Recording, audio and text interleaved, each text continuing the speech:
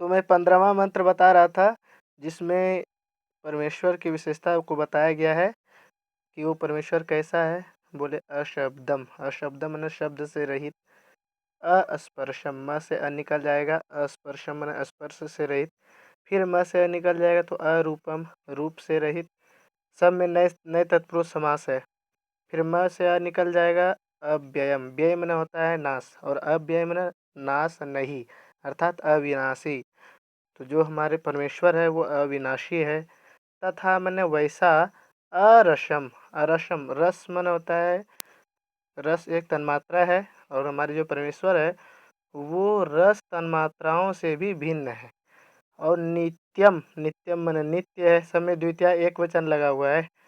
नित्यम, म से अ निकल जाएगा, फिर अगंधवत च, त को च हो गया है, स्तोश्चुनाश्चु सूत्र है। तो अगंधवत माने गंधवान नहीं है। जो हमारे परमेश्वर है, जो परब्रह्म है, वो गंधवान नहीं है, बल्कि अगंधवत माने गंध से रहित है। तो यत माने जो, ऐसा जो परमेश्वर है। और परमेश्वर का विशेषता बताते हुए बोले अनादि। देखिए यहाँ पर अनादि जोड़ अनंतम है। अनादि, अनादि जोड़ अनंतम, यहाँ यण संधि हो गया है।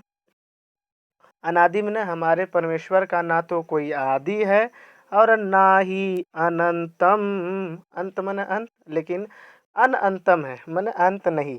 ना तो इसका आदि का पता है परमेश्वर का, कि परमेश्वर कब से है, परब्रह्म कब है, परब्रह्म की स्थिति कब से है। ना तो उसका आदि है, तो आदि नहीं होने के कारण उसको अनादि कहा गया।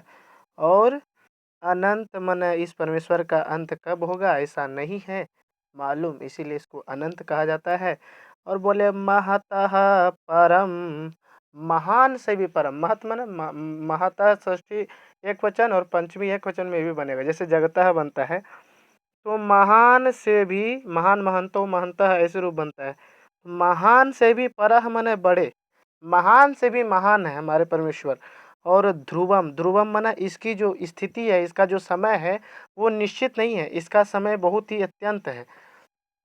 और ये ध्रुव माना सत्य चीज है। हमारा जो परमेश्वर है वो निश्चित रूप से सत्य स्वरूप वाला है। ध्रुव का मतलब सत्य स्वरूप वाला। और ऐसे परमेश्वर को निचाय, नी ची और ले प्रत्यय लगा है यहाँ पर, तो निचाय बन गया है। तो निचाय माने विचार करके या फिर समझ कर या जान कर, ये तीनों अर्थ हो सकता है।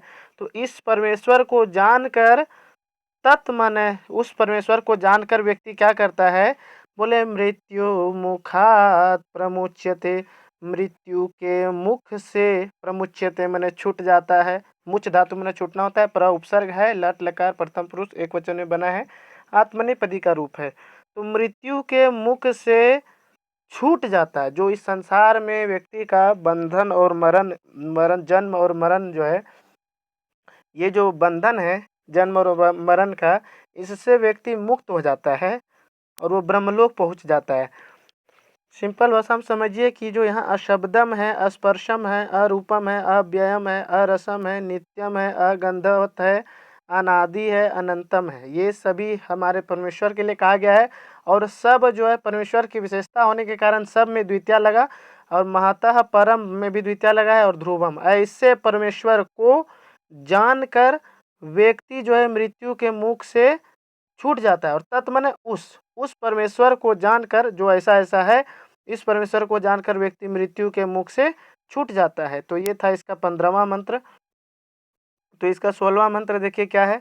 16वां मंत्र बोल रहे हैं कि से जो हमारा नचिकेत उपाख्यान है कठोपनिषद में, उसको व्यक्ति पढ़ेगा तो उससे क्या लाभ होगा, वो अंत में हमारे यमराज नचिकेता को बता रहे हैं। क्या? नचिकेतमुपाख्यानं मृत्यु प्रोक्तं सनातनम् उक्त्वा श्रुत्वा च मेधावी ब्रह्मलोके महीयते। नचिकेतमुपाख्यानं मृत्यु प्रोक्तं सनातनम् उक्त्वा श्रुत्वा च मेधावी ब्रह्मलोके महीयते। तो बोल रहे हैं नचिकेतम, नचिकेतम उपाख्यानम मृत्यु प्रोक्तम सनातनम। देखिए सब में द्वितीय एक वचन है। तो मृत्यु किसको कहा गया? यमराज को। ठीक है, तो मृत्यु प्रोक्तम में तृतीया तत्पुरुष समास है। मृत्युना प्रोक्तम इति मृत्यु प्रोक्तम, मृत्यु के द्वारा जो कहा गया है, अर्थात यमराज के द्वारा कहा गया, यमराज के द्वारा कहा गया सनातन नचिकेत उपाख्यान को, इसे इसका हिंदी निकलेगा। इस समय द्वितीय एक वचन है, क्योंकि ये जो उपाख्यान है, इसी उपाख्यान का विशेषण है मृत्यु प्रोक्तम सनातनम नचिकेतम। तो नचिकेत, नचिकेतम मैंने क्यों कहा गया? क्योंकि नचिकेता से संबंधित जो आख्यान है वो नाचिकेतम आख्यान है। तो वही बोल रहे कि नाचिकेता आख्यान को, सनातन वाले नाचिकेत आख्यान को मृत्यु के द्वारा कहे गए सनातन नचिकेत उपाख्यान को, ऐसे हिंदी निकल जाएगा।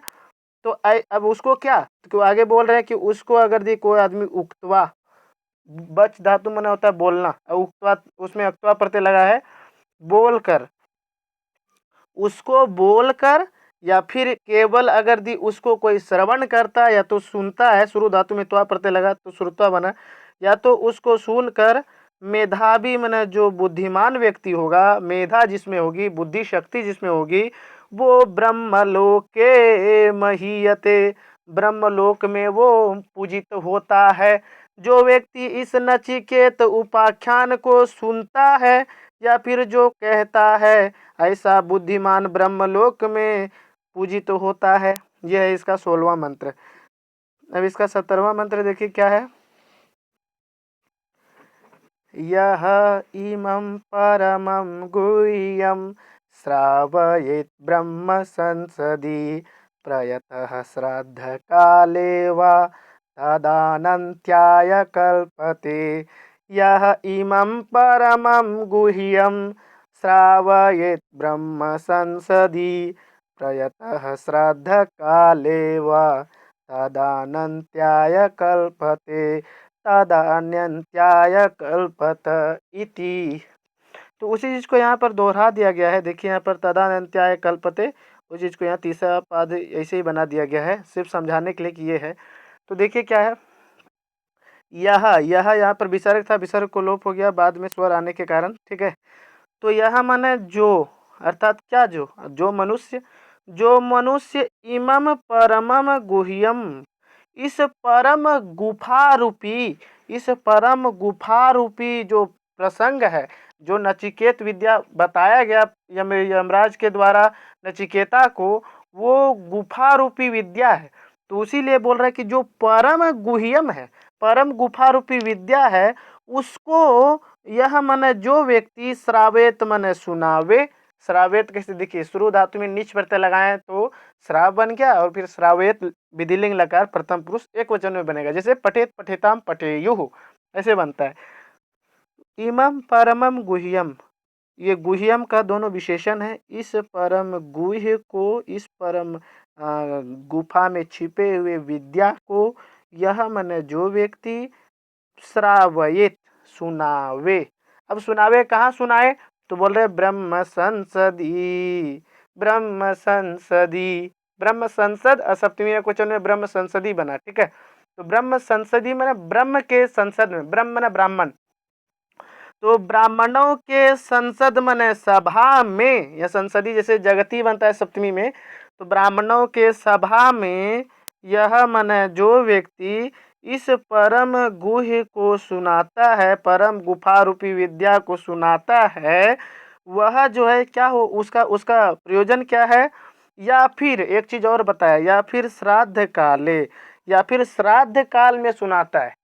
दो चीज बताए यहाँ पर, या तो ब्राह्मणों की सभा में इस नचिकेत आख्यान को कोई सुनावे, या तो श्राद्ध काल में, जब श्राद्ध व्यक्ति के मरने के बाद जो किया जाता है, उसमें अगर भी कोई नचिकेत विद्या को सुना रहे हैं, तो उसका बोल रहे हैं कि फल क्या है। उस फल को बताते हुए कहते हैं क्या, एक चीज यहाँ पर बताया गया, प्रयतः, प्रयतः माने होता है शुद्ध पवित्र, तो पवित्र होकर सुनाए, ऐसा नहीं कि जैसे मन तैसे सुनाना नहीं है। किसी भी उपाख्यान को, और उसमें से विशेषकर जो नाचिकेत उपाख्यान है, उसके लिए कहा गया कि जो इस परम गुह्य नाचिकेत आख्यान को प्रयतः श्रावयेत, शुद्ध होकर सुनावे। कहाँ पर? बोले ब्रह्म संसदी या फिर श्राद्ध काले, ब्राह्मणों की सभा में या तो श्राद्ध काल में। तो क्या होगा? बोले तत् अनंत्याय कल्पते, वह जो है यहाँ पर देखिए तत् जोड़ अनंत्याय है, यहाँ पर अनंत्याय है। कल्पते, कल्पते बना है रूप लट लकार प्रथम पुरुष एक वचन में बना है, ये आत्मनेपदी का है रूप। तो अंत्याय माने अनंत के लिए, अंत्याय माने अनंत के लिए, कल्पते माने समर्थ होना या फिर कल्प माने समर्थ होना ही होता है, कल्पते माने समर्थ होता है, ऐसा अर्थ ले लेंगे।